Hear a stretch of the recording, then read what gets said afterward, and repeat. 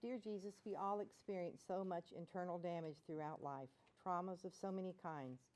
You promise that as long as we live in this fallen world, trouble and pain will exist, and I will meet with adversity each and every day. Thank you for always loving me and faithfully pursuing me, waiting patiently for me to turn to you and experience the freedom only you can give. Please forgive me for the times when I cry out expressing my doubt, distrust, anger, fear, and sadness, blaming you and questioning your goodness, maybe even your existence. Where were you? Where are you? Forgive my disbelief in your power and your love for me. Help me to know deep in my heart my worthiness and who you made me to be. I verbally express that you are in control, but really many days my heart is heavy and broken and not being honest. Instead of me choosing daily to give it all to you and really trust you when I don't understand, I bury the hurt and pain inside my heart, allowing the enemy to control and ruin the life you have for me. I separate myself from the intimate connection that I need with you and that you desire with me. I stuff the pain, function, and survive many days, closing the door of one trauma to only exist in the next. But I know that I am the guardian of my heart, and I must choose every day to experience the freedom, the peace that passes understanding that comes when I don't hide my heart from you and instead choose to feel and embrace pain and sadness with you as my healer. Help me to know my heart as you do. I can't hide anything from you. Help me to trust you with all the hard stuff and not just praise you for the easy. I want you to have access to my every part, to have access to every part of my heart, behind all the doors where I have closed and stuffed my pain. I want to live daily experiencing your love and grace and freedom that brings, and the freedom that brings in my life. Amen. Thank you, Terry. That was beautiful. Thank you so much. Okay. We did it. It's time to rebuild. Am I excited about that? That's a lot y'all did. Don't you think you did a lot of work today? You just did like 5 or 6 hours of therapy. All right, rebuild. Rebuilding means to be walking in worth. Where we would be when we are walking in our worth. It is a journey. We don't ever arrive. We will always be understanding and learning about who we are in Christ, always. But we can be free from the big lies and the big strongholds. We already went through that. If we walk in shame, we can't love freely. We already talked about that. It prohibits our ability to see him. It also prohibits our ability to love as he loves. So what happens is we can stay in that fog or hidden behind it.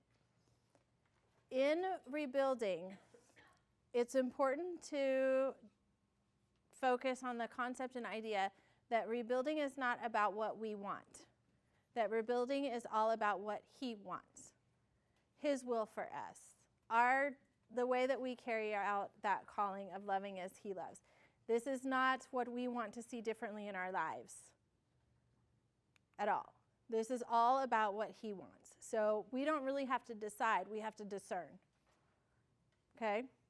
So it's no longer now, up until this point, everything has been about self-worth. It's still a little bit about self-worth, but everything's been focused on us and our experience and loving as he loves. And when you think about loving as he loves, in general, most of us think about loving others and ourselves, right? It's just part of it when we say, I want to love as he loves. In our minds, we automatically think about other people and ourselves. That is all going to change in the rebuilding process. No longer is it others and ourselves. It is him. Him, him, him. We are going to love him as he loves us. First and foremost, forevermore, him. All of our energy is going to be put into loving him.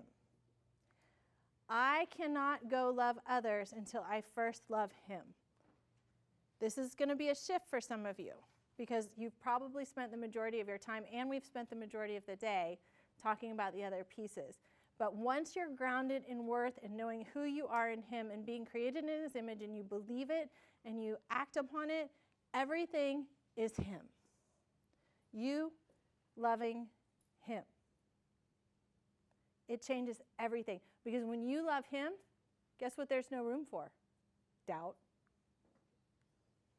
sin, regret.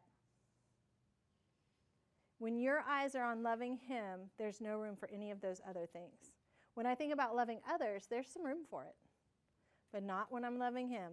In that moment, in my prayer time, when I'm sitting before him, and I am loving him, and 100% is focused on him. Not what he can do for me, not what I need from him, not trying to figure out who I am, but when I put all of that aside and I just look at him with the most amazing awe and admiration and say, I love you. You are so worthy. You are worthy of every single person's love. When I do that, in that moment, there is no room for anything else. And that is lovely. To have a moment where no outside world, no outside force can enter into that space where I am busy loving him, just him. Not the hurting child in my office for him, him. Am I going to love the hurting child in my office? Yeah. But I'm going to put him first. I'm going to love him first. And when I'm walking through my days, when I start to feel a lie or discomfort or a pain, if I stop and look at him and love him, not take it away, God, not what can you do, not help me, Lord. Lord, I see you and I love you. I'm calm. Instant reset. Instant reset. That's our goal, to love him as he loves us. So now faith, hope, and love abide. These three, but the greatest of these is love. Corinthians 13:13. The greatest of these is love. Just like we did, love is patient, love is kind. When we're talking about us being created in his image, there's nothing more powerful than love, and our love is reserved for him first and foremost. Does that make sense? Okay. Just him, not what he can do for us. Okay? What I want you to do is that I just described that exercise, or what it's like for me when I sit before him and love him. And I will tell you, when I first kind of figured this out in my own little journey, I didn't know how to love him. Like, I would picture myself before him and look at him with awe, and I was just like, I mean, what do I even say? So what I'd like for you guys to do, because what I would say is going to be way different than what you would say. What I want you guys to do is I want you to think about what his worth is. And is he worthy of your love? And I'm going to ask you to close your eyes again.